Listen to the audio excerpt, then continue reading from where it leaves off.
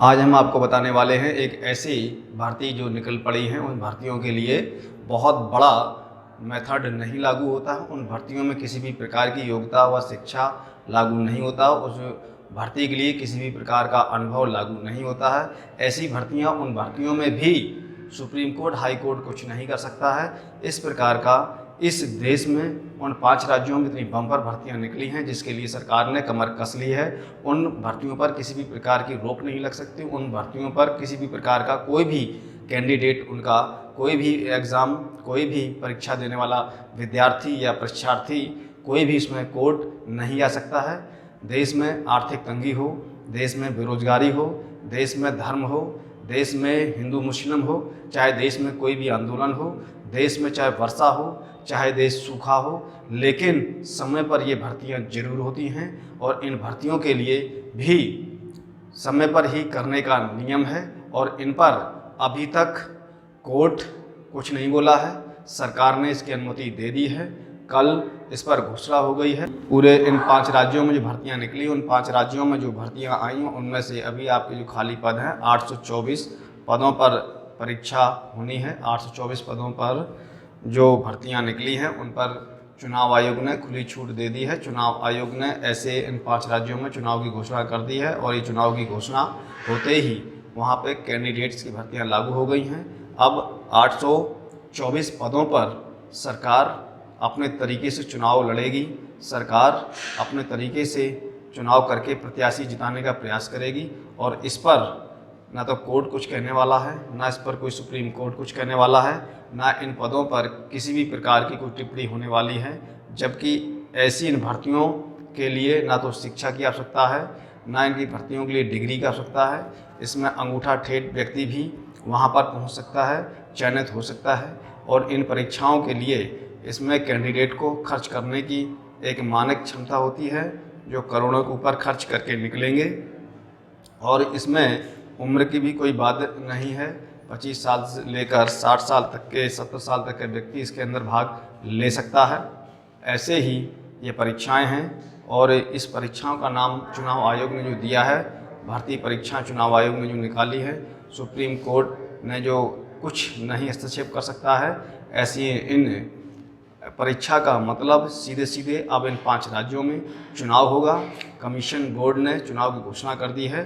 कल चुनाव आयोग के मुख्य आयुक्त सुनील अरोड़ा जी ने घोषणा की है कि इन 5 राज्यों में 27 मार्च से लेकर 29 अप्रैल तक मतदान होगा और इस मतदान की गणना 2 मई को की जाएगी। तो इसलिए मित्रों, मेरा भर्तियों से मतलब है कि इन 5 राज्यों में 824 विधानसभा सीटों पर 824 प्रत्याशी लड़ेंगे चुनाव और इन प्रत्याशियों के लिए अंगूठा से लेकर डिग्री धारक व्यक्ति इसमें आवेदन कर सकते हैं। पार्टी की ओर से भी आवेदन दिए जाएंगे। जो पार्टी की तरफ से कैंडिडेट बनाया जाएगा वही इसमें स्वीकार होगा। तो नमस्कार मित्रों, मैं हूं मुकेश गौरी और आप देख रहे हैं कोरी न्यूज़ चैनल।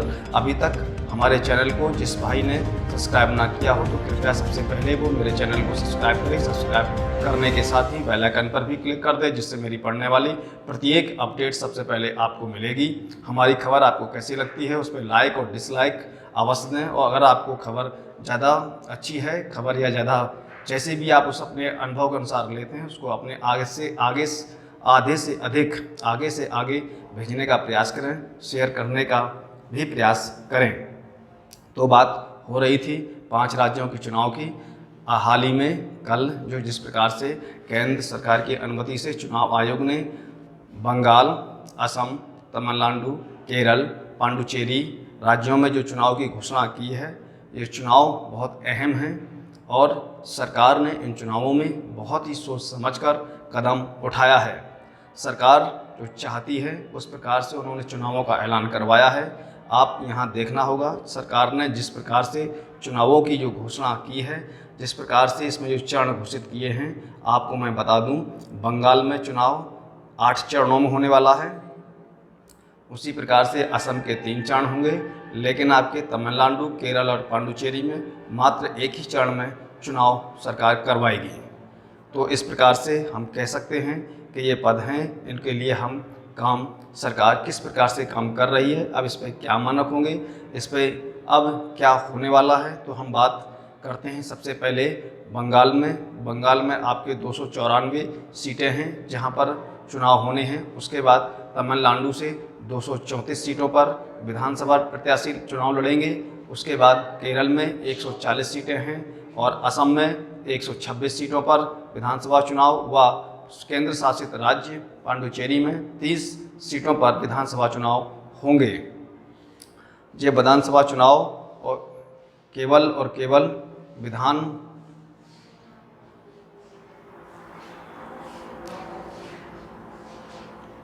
और चुनाव आयोग ने इन की तिथि जो घोषित की है, सुनील अरोड़ा जी के अनुसार चुनाव 27 मार्च से लेकर आपके 29 अप्रैल तक चलेंगे और इन चुनाव की गणना जो होगी, मतगणना जो होगी, जिसको जितना वोट मिला होगा, जिस प्रत्याशी के भाग में जितना वोट गया होगा, इन वोटों की मतगणना 2 मई को की जाएगी। इन 5 राज्यों में 2 मई को 824 विधानसभा प्रत्याशियों का भाग्य का उदय होगा। इसमें देखना होगा कि सरकार ने किस प्रकार से और जनता ने उन्हें किस आधार से वोट देकर आगे बढ़ाया है, ये तो समय ही बताएगा। तो हम बात कर लेते हैं सबसे पहले पश्चिम बंगाल की। पश्चिम बंगाल में इस समय ममता सरकार है और उस ममता सरकार से भाजपा और ममता आमने सामने हैं। जिस प्रकार से वहाँ पर चुनावी रैलियों में केंद्र सरकार ने जो अपनी अहमियत अदा दिखाई है, जिस प्रकार से मोदी सरकार वहाँ सबसे अधिक भागीदारी में आगे खड़ी दिखाई दे रही है, वहाँ पर जिस प्रकार से बार बार प्रधानमंत्री जी के दौरे लग रहे हैं, तो उस प्रकार से पश्चिम बंगाल में भाजपा इस वक्त अपना मुख्य डेरा जमाए हुए है। पश्चिम बंगाल में जिस प्रकार से भाजपा ने वहाँ पर जीत अहमियत करने की घोषणा कर दी है, वो बार बार कह रही है कि इस बार ममता की सरकार को जाना पड़ेगा। अभी तक एक बात समझ में ये नहीं आई कि केंद्र सरकार के जो भाजपा के लोग हैं, चाहे भाजपा के राष्ट्रीय अध्यक्ष हों, चाहे भाजपा के गृह मंत्री हों, चाहे भाजपा का स्वयं पीएम हो, वो किस आधार पर ये कहने को तैयार है कि इस बार पश्चिम बंगाल में ममता सरकार की छुट्टी हो रही है। इसी बात का भय है, इसी बात का एक क्ल्यू है। इस क्ल्यू पर अभी तक किसी का केंद्र बिंदु क्यों नहीं जा रहा कि ये सरकार किस प्रकार से तय कर दिया। ना तो अभी वोट पड़े हैं, ना मतदान हुआ है, ना मतदान की गणना हुई है।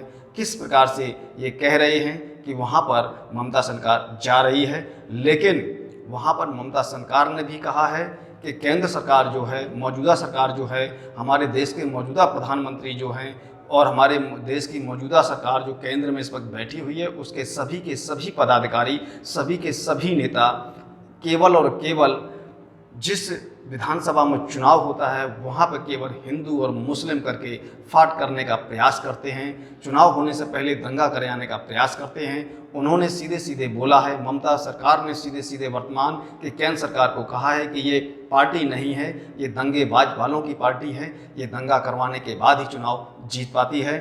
उसी प्रकार से हम बंगाल के चुनाव घोषणा पर आपको कुछ चर्चा कर लेते हैं। जो अहम कड़ी है उस पर चर्चा होना बहुत ज़रूरी है। अगर हम वो नहीं करते हैं तो फिर समझ में नहीं आता है कि किस आधार पर किस प्रकार से वहाँ चुनाव होने वाला है। तो पश्चिम बंगाल की बात करते हैं तो पश्चिम बंगाल में आपके 294 सीटों के लिए 8 चरणों में चुनाव किया जाएगा। ये 8 चरण कैसे शुरू होंगे? तो सबसे पहला चरण यहाँ पे 27 मार्च को होगा। 27 मार्च के बाद पश्चिम बंगाल में दूसरा चरण 1 अप्रैल का होगा। उसके बाद तीसरा चरण 6 अप्रैल को होगा। चौथा चरण 10 अप्रैल को होगा। पाँचवा चरण 17 अप्रैल को होगा। छठवां चरण 22 अप्रैल को होगा।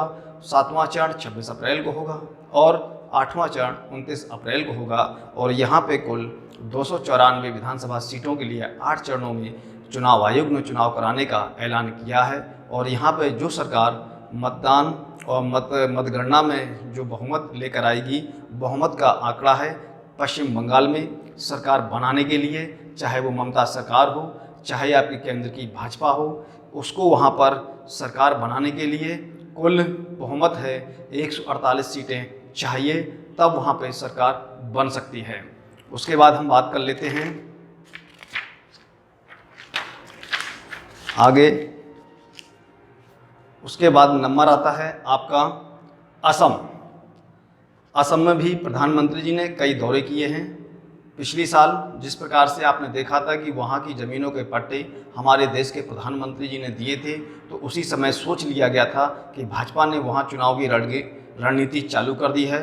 भाजपा ने वहाँ चुनाव की अपनी स्थिति बनाना शुरू कर दी थी। वहाँ पे चुनाव को लड़ने के लिए बोलते हैं, जिसे कहते हैं चुनाव की तैयारी करना, रणकुंभ में कूदना या किसी भी आने वाली समस्या से निपटने के लिए पहले से उसका प्रयास करना उन्होंने असम में शुरू कर दिया था। वहाँ पे प्रधानमंत्री जी दौरे कर चुके हैं और किए भी हैं, और इस सभी के सभी दौरे उन्होंने ये चुनाव आचार संहिता से पहले पूरे कर लिए हैं, क्योंकि उसके पहले सरकार का कोई खर्च नहीं लगेगा। लेकिन चुनाव घोषित होने के बाद अगर कोई भी पदाधिकारी अब घूमेगा, दौरा करेगा, चाहे वो देश का प्रधानमंत्री हो, चाहे वो गृह मंत्री हो, चाहे किसी भी राज्य का सीएम हो, या सांसद या विधायक हो, या स्वयं प्रत्याशी हो, उस पर खर्च लगेगा। तो असम की बात कर लेते हैं। असम में पहला चरण आपको 27 मार्च को होगा, दूसरा चरण आपका 1 अप्रैल को है, और तीसरा चरण आपका 6 अप्रैल को होगा। और यहाँ पे कुल 126 विधानसभा सीटें हैं, और यहाँ पर पूर्ण बहुमत चाहिए सरकार बनाने के लिए। जो भी सरकार सत्ता में आएगी उसको 64 सीटें चाहिए। उसके बाद नंबर आता है आपका तमिलनाडु। तमिलनाडु में 234 विधानसभा सीटें हैं। उसके बाद केरल में आपकी 140 विधानसभा सीटें हैं, और पांडुचेरी केंद्र शासित राज्य में आपकी 30 सीटें हैं। और इन तीनों राज्यों में एक ही चरण में चुनाव होने वाले हैं, और वो चरण है 6 अप्रैल। 6 अप्रैल को इन तीनों राज्यों में एक साथ चुनाव कराए जाएंगे। अब बात कर लेते हैं हम मुख्यतः पश्चिम बंगाल पर चर्चा करते हैं, क्योंकि पश्चिम बंगाल ही केंद्र सरकार का केंद्र बिंदु है। पश्चिम बंगाल में ही पूरी की पूरी भाजपा ने डेरा जमा लिया है। वो कुछ भी करके ममता सरकार को बैक करना चाहती है। वो कुछ भी करके जनता को किस प्रकार से वो करने का प्रयास करती है, अपनी तरफ खड़ा करने का प्रयास करती है, वो क्या करने वाली है कुछ नहीं पता। वो वहाँ पे ममता सरकार को गिराने का ऐलान कर चुकी है। जब से वहाँ पे चुनाव की भागीदारी बढ़ने से पहले गृह मंत्री जेपी नड्डा, राष्ट्रीय अध्यक्ष, और हमारे वर्तमान प्रधानमंत्री जी, और हाल ही में कल जो दौरा हुआ है, कपड़ा मंत्री स्मृति ईरानी जी ने भी कहा है कि इस बार पश्चिम बंगाल से ममता की सरकार जाने वाली है, ममता की छुट्टी होने वाली है। एक बात समझ में नहीं आती है कि वहाँ मतगणना हुई नहीं है, तो किस प्रकार से इन्होंने पहले से ही चैलेंज कर रहे हैं कि ममता की छुट्टी हो रही है, लेकिन वहाँ पर ममता सरकार ने भी कह दिया है कि हमारे इस बांग्ला की धरती पर गुजरात के लोगों का राज्य नहीं चलेगा। उन्होंने स्पष्ट कहा है कि अगर हमारे देश के प्रधानमंत्री अगर वास्तव में गरीबों के लिए बात सोचते थे, उन्होंने भी हाल में जो कार्यक्रम एक रैली सफल की है, उस रैली के ग्राउंड पर उन्होंने गरीबों के लिए कुछ नहीं बोला है। मात्र भाजपा की नज़र में, वर्तमान मौजूदा सरकार की नज़र में गरीब एक चुनावी का मोहरा है, उनके लिए उनके पास कुछ नहीं है। वो केवल और केवल पूंजीपतियों की सरकार है। सीधे और सीधे उन्होंने, ममता बनर्जी ने पीएम प्रधानमंत्री मोदी को दगेबाज, दंगेबाज तक कह दिया है। अब देखना ये है, उन्होंने पश्चिम बंगाल से कहा है कि पिछले चुनाव में हम पे जो गलती हुई हो, हम उस गलतियों से आगे अच्छा करने का प्रयास करेंगे। और उन्होंने मजदूरों की मजदूरी आमदनी बढ़ाने का भी घोषणा कर दी है। तो बात कर लेते हैं कि जिस प्रकार अभी वर्तमान समय में पूरे देश में किसान आंदोलन चल रहा है, पूरे देश में जिस प्रकार से किसान आंदोलन हावी है, तो पश्चिम बंगाल में 18 लाख के आसपास जो वहाँ की जीवन यापन करने वाले लोग हैं, वहाँ की जो पृष्ठभूमि है, किस प्रकार से लोग वहाँ अपना लालन और पालन और पोषण करते हैं, तो 18 लाख लोग वहाँ पर कृषि से संबंधित हैं, कृषि परिवार हैं, कृषि से ही अपना जीवन पाल रहे हैं। तो ऐसे लोग जो आज के समय में पूरे देश में कृषि आंदोलन छाया हुआ है, कृषि की वापसी की मांग छाई हुई है, क्या ये कृषक लोग क्या वर्तमान सरकार के आधार पर वोट करेंगे या उसके खिलाफ वोट करेंगे, ये तो अब चरण ही तय करेंगे जो घोषित हुए हैं। तो इसमें हम बात कर लेते हैं 18 करोड़ किसान कृषि परिवार हैं। उसके बाद इस पूरे देश में 14 करोड़ के आसपास किसान आंदोलन कर रहा है। फिर 11 करोड़ ऐसे व्यक्ति हैं, ऐसे युवा हैं, ऐसे शिक्षित युवा हैं, ऐसे शिक्षित युवा बेटी हैं जो 11 करोड़ के आसपास हैं, डिग्री धारक हैं। मौजूदा सरकार जब से केंद्र में आई है, भर्तियों का टोटा लग गया है, बेरोजगारी चरम सीमा पर बढ़ गई है। ये डिग्री धारक अब इन्होंने सीधे सीधे कहना शुरू भी कर दिया है कि मोदी जी हमें वादे नहीं चाहिए, मोदी जी हमें रोजगार चाहिए। इस वक्त ट्विटर पर सबसे अधिक अगर कोई टैग अगर चल रहा है हैशटैग के साथ कि मोदी जी रोजगार दो, 1 घंटे के अंदर मिलियनों टैग्स हो चुके हैं, सरकार के पसीने छूट रहे हैं। ये युवा अब किस ओर खड़े होंगे ये तो अब समय ही बताएगा। मैं ये नहीं कहना चाहता, मेरी रिपोर्ट किसी प्रकार से ये नहीं है कि हम किसका सपोर्ट कर रहे हैं, लेकिन हम सच्चाई को छिपा नहीं सकते हैं। सच्चाई ये है कि जब से मौजूदा सरकार सत्ता में आई है 6.5 साल से अधिक वर्ष हो चुके हैं, यहाँ पर रोजगार ख़त्म और यहाँ पे बेरोजगारी चरम सीमा पर बढ़ चुकी है। डिग्री धारक परेशान हैं। अब डिग्री धारकों को समझ में आया है कि उन्हें रोजगार कितना ज़रूरी है, तो उन्होंने सीधे और सीधे अपने देश के प्रधानमंत्री जी से कहा है कि हमें रोजगार चाहिए। उसके बाद पश्चिम बंगाल में 8 करोड़ व्यापारी सरकार जो आपकी केंद्र सरकार है उसके खिलाफ वो आंदोलनरत है। पूरे देश के अंदर 8 करोड़ लोग आंदोलनरत हैं और उसी प्रकार से ममता जी का जो बयान है वो कहीं ना कहीं तक सार्थक सिद्ध भी होता है। उन्होंने सीधे सीधे कहा है कि भाजपा जिस राज्य में चुनाव लड़ती है वो वहाँ पर केवल वहाँ के 2 धारों में बांटने का प्रयास करती है। 2 धड़ या 2 आधार उनके केवल ये हैं, हिंदू और मुस्लिम। सबसे पहले वो वहाँ के वोट बैंक पर नज़र डालती है कि हिंदू कितना % है, मुस्लिम कितना % है। उस आधार पर वो चुनाव लड़ने का प्रयास करते हैं, उस आधार पर वो चुनाव लड़ते हैं और उसी आधार पर वो अपना प्रचार और प्रसार करते हैं। तो उनका सीधा सिद्धांत है, इसीलिए उन्होंने कहा है कि ये दंगेबाज पार्टी है, ये केवल और केवल हिंदू और मुस्लिम के नाम पर चुनाव लड़कर जीतने का प्रयास करती है। जिस प्रकार से पश्चिम बंगाल में उन्होंने श्री राम के नारे को खड़ा किया है, तो मैं बताना चाहता हूँ, देश को दिखाना चाहता हूँ कि श्री राम का जो नारा है, श्री राम का नारा ये केवल और केवल भाजपा की ओर से राजनीतिक नारा है, ये कोई धर्म का नारा नहीं है। जय श्री राम का धर्म से कोई लेना देना नहीं है, ये केवल राजनीतिक नारा है जिस पर ये समाज को बांटने का प्रयास करते हैं।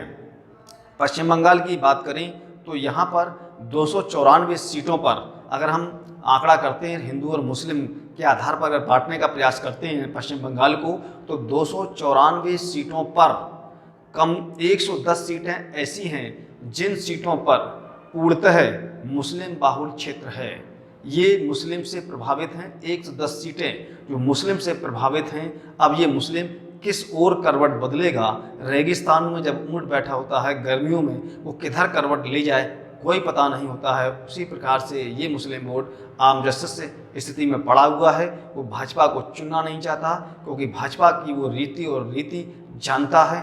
लेकिन अब यहाँ पर जो नववर्ग वोटर है वो किस तरफ जाएगा कुछ कहना मुश्किल है। उस प्रकार से पश्चिम बंगाल में 16 लाख परिवार ऐसे हैं जो किसान से संबंधित हैं और जिसमें से 80 लाख हिंदू परिवार हैं जो किसान परिवार से संबंधित रखते हैं और लगभग 60 लाख के आसपास या 70 लाख 60 और 70 के बीच में मुस्लिम परिवार हैं जो कृषि से संबंधित हैं। तो ये वहाँ के आंकड़े हैं। हिंदू और मुस्लिम किस प्रकार से वहाँ पर है उस पर भाजपा की पैनी नज़र है। उनका प्रयास है कि हिंदू और मुस्लिम में हम इस प्रकार से बिखराव पैदा कर दें जिस प्रकार से पहले देश पर जब एक ब्रिटिश गवर्नमेंट थी उसको हम लोगों ने तो नहीं देखा है लेकिन हमारे पूर्वजों ने देखा है। जिस प्रकार से हमारे इतिहासकारों ने लिखा है कि वहाँ के जो ब्रिटिश समय के जो लोग हुआ करते थे वो केवल और केवल यहाँ के व्यक्तियों को लालच देकर राजनीति करते थे और एक सिद्धांत था कि फूट डालो और राजनीति करो। और वर्तमान की मौजूदा सरकार, वर्तमान की केंद्र सरकार या वर्तमान में जहाँ जहाँ भाजपा की सरकारें हैं, राज्य सरकारें हैं, वहाँ पर केवल यही चल रहा है कि हिंदू और मुस्लिम को फूट डालो राजनीति करो के आधार पर वो राज करने का प्रयास कर रही हैं। उसी प्रकार से अब हम आपको कुछ ऐसे प्रयास बताने का प्रयास करते हैं, कुछ उस पर डालते हैं कि पश्चिम बंगाल में जो वर्तमान चुनाव हो रहा है, जो घोषणा हुई है, इस पर आखिर भाजपा की नज़र क्यों है, आखिर भाजपा पश्चिम बंगाल को मुख्य एजेंडे में क्यों रखे हुए है। तो इसके लिए हम 2 पंचवर्षीय चुनाव की गणना से आपको बताने का प्रयास करते हैं कि वो ऐसा क्यों कर रहा है। सो सबसे पहले बात आती है 2011 विधानसभा के चुनाव में। 2011 के विधानसभा के चुनावों में ममता सरकार को 39% वोट मिले थे जबकि भाजपा को मात्र 4% वोट मिले थे। जिसमें भाजपा को कोई भी सीट नहीं मिली थी और ममता को वहाँ पूर्ण बहुमत मिलकर सरकार बनी थी। उसके बाद 2016 की बात कर लेते हैं। 2016 में ममता सरकार को वहाँ वोट मिले थे 45% और सीटें आई थी 211। उसी प्रकार से भाजपा को 2016 में मात्र 10% वोट मिला था और सीट उन्होंने जीती थी मात्र 3। हाँ मित्रों, 2016 में भाजपा ने वहाँ केवल मात्र और 3 सीटें ही जीत पाई थी और वहाँ फिर ममता की सरकार बन गई थी। अब 2021 का चुनाव है। इस 2021 के चुनाव में भाजपा ने पूरी ताकत लगा दी है और इस ताकत के साथ अब वो वहाँ पर अपनी सरकार बनाने का प्रयास जो कर रही है, ये प्रयास अब देखते हैं कि वहाँ का वोटर किस प्रकार से जाता है। जो भाजपा वहाँ पर जीरो पर खड़ी है, क्या वो जीरो से आसमान पर आ सकती है, ये वहाँ का वोटर तय करेगा। लेकिन इस चुनावी आंकड़े पे, इस चुनावी घोषणा में आपने एक चीज़ नहीं समझी होगी, मैं चाहता हूँ वो मैं आपको बता दूँ। वो आखिर ऐसी कौन सी चीज़ है जो यहाँ पर चुनाव आयोग ने छिपाने का प्रयास किया है, या ये कह सकते हैं कि सीधे सीधे मौजूदा केंद्र सरकार उस चीज़ पर आखिर इतना क्यों ध्यान नहीं दिया गया। जिस प्रकार से पश्चिम बंगाल में 294 के आसपास सीटें हैं, उन 294 सीटों पर 8 चरणों में चुनाव करवाया जा रहा है। उसी प्रकार से असम में मात्र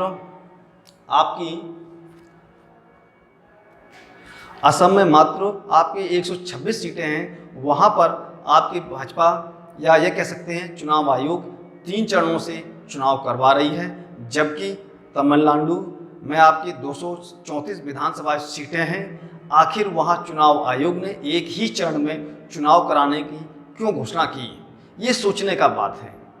आखिर चुनाव आयोग ने इतनी बड़ी विधानसभाएं सीटों पर मात्र एक चरण में चुनाव कैसे करा सकती है, जबकि पश्चिम बंगाल में इतनी ही सीटों पर लगभग इससे कुछ परसेंट सीटें ज़्यादा हैं। पश्चिम बंगाल में आपकी मात्र 294 सीटें हैं। वहाँ पर चुनाव आयोग 8 चरणों में करवाता है और वहीं तमिलनाडु में आपकी 234 सीटें हैं।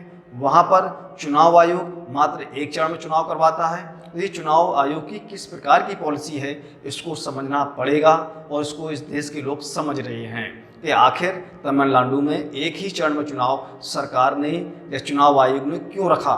क्या इनको वहाँ भरोसा नहीं है कि हम चुनाव नहीं जीत सकते हैं? क्या ये मात्र एक ही चरण से वहाँ चुनाव को अपनी तरफ मोड़ने का प्रयास कर रहे हैं? उसी तरह आपको ध्यान देना होगा केरल में। आप केरल की तुलना और हम असम की तुलना करके आपको बताते हैं।